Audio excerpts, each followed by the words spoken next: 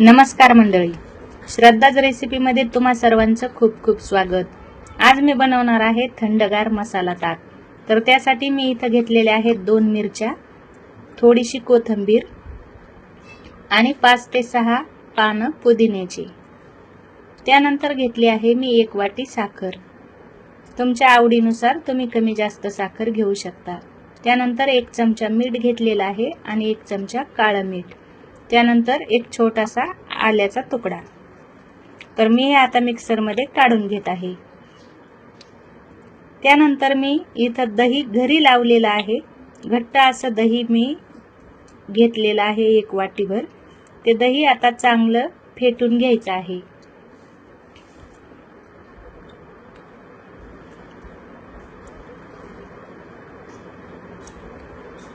खूप छान असं घट्टसर दही हे होतं, त्यामुळे अगोदर याच्या गाठी मी सैल करून घेणार आहे।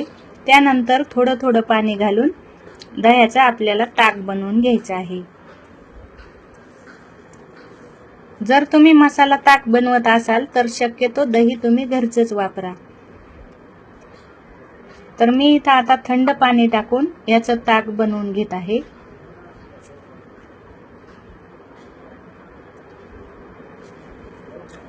खूप छान असं हे ताक तयार झालेलं आहे। व्हिडिओ आवडला तर व्हिडिओला लाईक करा, शेअर करा आणि चॅनलला सबस्क्राइब नसेल केलं तर नक्की सबस्क्राइब करा।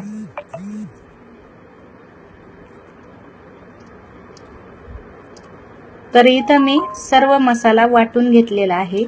तर तो आता चमच्याने ताकामध्ये घालून घेणार आहे।